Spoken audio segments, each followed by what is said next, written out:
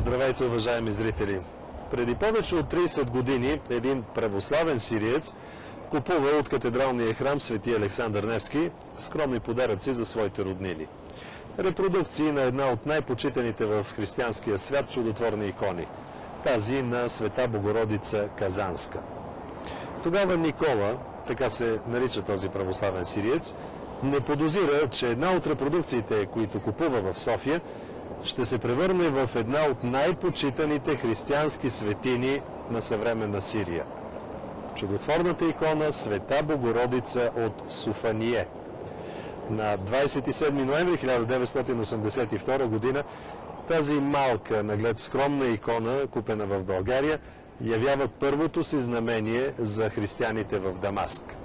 През следващите години славата на Света Богородица от Суфание се разнася из християнския свят, но за съжаление в България и до днес много малко знаем за тази светиня.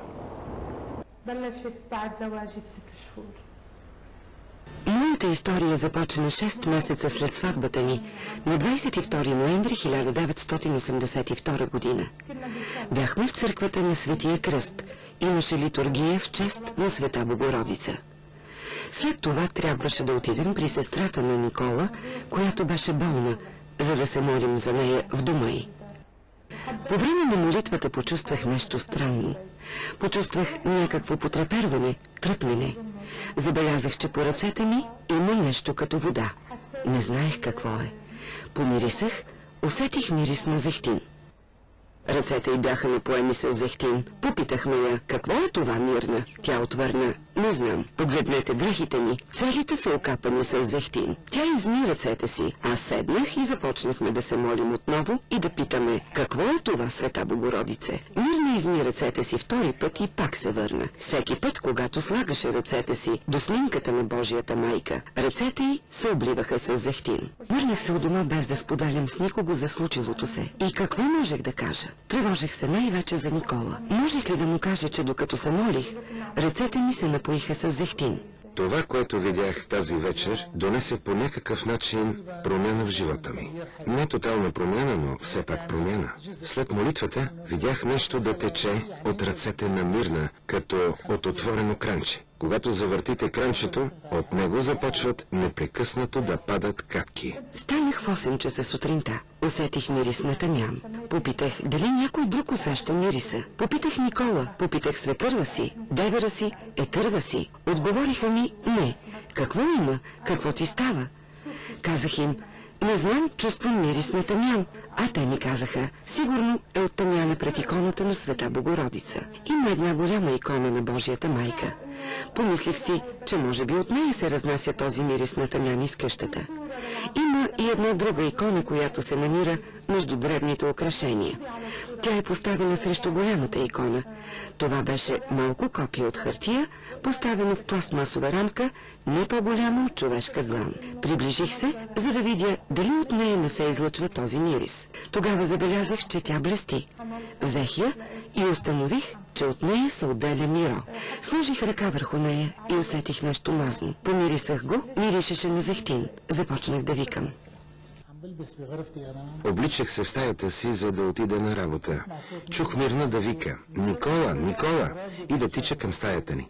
Отворих вратата и видях как от ръцете на Мирна и от иконата се стичаше зехтин. Намерих една дървена чиния, която бях донесъл от България, и я сложих под иконата. Чинията веднага се напълни. Донесох един дълбок поднос и го сложих под иконата. Той се напълни с зехтин. Не знаех какво да правя. Казах на Мирна, не отваря вратата на никого. Отивам да събера цялото семейство и ще ги доведа тук. Това беше началото на мироточенето на иконата. Останах сама и много се страхувах. Съзърцавах иконата, когато изведнъж чух глас, сякаш имаше някой с мен в стаята. Не виждах никого, но чух глас на жена. Дъщеря моя, Мария, не се страхувай. Аз съм с теб. Отворете вратите, не лишавайте никого от възможността да ме види.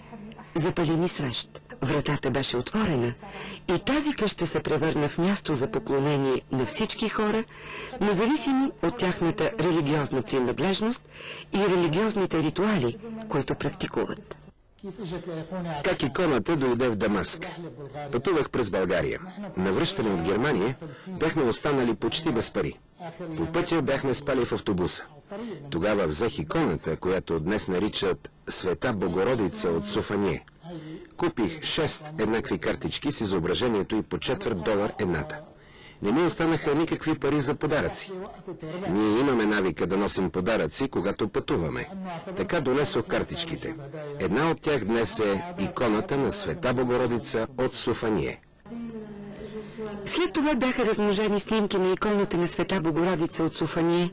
Хората започнаха да пишат имената си на гърба на снимките и да ги оставят за една нощ при Мирна. На другия ден идваха да си ги вземат. Стаята на Мирна, леглото, скрина, всички мебели бяха покрити с снимки на иконата и с парченца памук. Нямаше свободно място, толкова много хора идваха и пишеха имената си на гърба на снимките. Мирна започна да реди снимките една върху друга и да ги трупа на купчини. Когато на другия ден хората идваха да си вземат снимките, виждаха, че по тях е избил зехтин. Зехтин се отделяше от снимките, които бяха престояли на леглото, на скрина или на стола. Всички смятат, че феноменът от Софание започна на 27 ноември 1982 година. Беше събота. Новината обиколи града. В неделя вечерта, след служба, една група от църковния хор ме помоли настоятелно да отида в Софание и да изразя мнението си за това, което се случваше. Подобни случки не ме интересуваха по никакъв начин и аз ги отричах предварително. Затова учтиво им отказах. Те отидоха сами, но се върнаха отново. Тогава почувствах, че трябва да ги придружа, най-малкото от учтивост. И така отидох с тях. Бях изненадан. Първо, къщата беше претъпкана. Имаше хора до средата на улицата. Цареше очудваща тишина. По принцип, когато има събиране на араби, винаги е много шумно. Това привлече вниманието ми.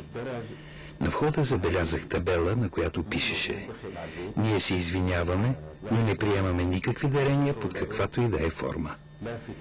Това също ми направи голямо впечатление. Почувствах искреността на хората, защото парите са разрушителни. Господ дава безплатно. Ние също раздаваме безплатно.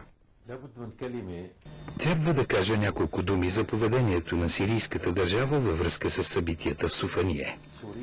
По това време Сирия преминаваше през много труден етап. Всяко струпване на хора будеше подозрение. Струпването на хора в Софание не беше обикновено по размер и продължителност. То бе и през деня, и през нощта. В неделя, 28 ноември 1982, на следващия ден след началото на събитията, правителството изпрати 4 офицери от тайните служби и един лекар, господин Салиба Абдалахат, специалист по бъбречни болести. Искаха да видят какво се случва. Отначало демонтираха иконата, мислейки, че тя се захранва с зехтин през малки тръбички. Първоначално съмнението е нормално. Затова те свалиха иконата. Констатираха, че зехтин отделя малката икона, докато я държаха в ръце. Върнаха я на мястото й. Бяха чули, че зехтин се отделя от ръцете на Мирна и я помолиха да насапониса ръцете си в тяхно присъствие. Тя изми ръцете си в тяхно присъствие и ги подсуши с кърпа.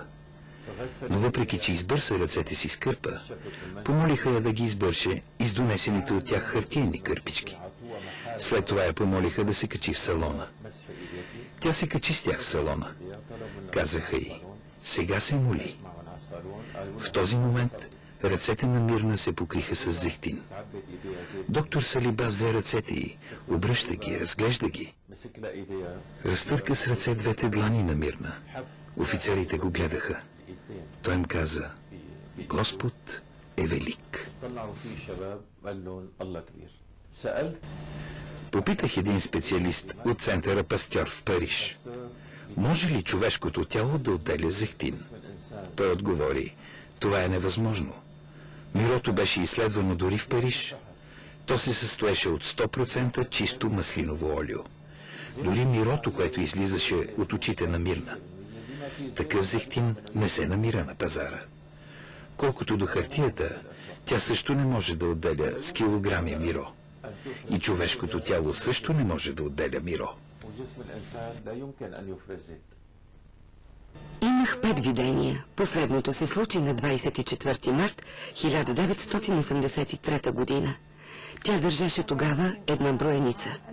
Когато се приближи до мен, тя доближи броеницата си. Инстинктивно разтворих дланите си, защото почувствах, че тя ще ми даде броеницата. В мига, в който кръстът докосна ръката ми, зехтинът започна да тече и всички присъстващи виждаха как той се стича от ръцете ми на земята. Но само аз виждах, че зехтинът извираше от кръста на броеницата на Света Богородица. Оттам се стичаше по ръцете ми, а после по земята. В края на видението, след като изрече своето послание, което аз предадох и което всички запомниха, Божията майка, без да обръща гръб, си отиде. Винаги казвам, че Света Богородица си тръгва, без да ни обръща гръб. Молили са ме да опиша Света Богородица. Трудно е да опишеш нещо, което не може да бъде описано. Когато не успявам да я опиша, казвам: Господ я е избрал като човешко същество, като нас. Това, което я различава от нас, е нейната голяма любов към Господ, нейното послушание, нейното мълчание и нейното пълно посвещаване на Господ, защото нейната цел в живота е прославата на Господ. Това е, което я различава от нас. Тук искам да разкажа за няколко изцеления. Някои от тях се случиха още тук, в Суфание, други извън тази къща. Например, изцелението на Мухамад Кахаладжи, засегнат от пълна парализа. Неговият син го донесе в Суфание и го положи на леглото. Беше неделя, 19 декември 1982 година. По това време и аз бях там. Видях и чух Мирна да му казва: Чичо, моли се, Света Богородица може да те излекува. Тя помаза с миро ръцете и краката му. След това го хвана за двете ръце и му каза: Стани и кажи: О, Пресвета Майко Божия! Той стана. Мирна му помогна да направи 2 крачки, 3 крачки. След това го остави да продължи съвсем сам. Неговият син притича и се хвърли в краката на Мирна, която му каза: Не на мен трябва да благодариш, а на Пресветата Дева Мария.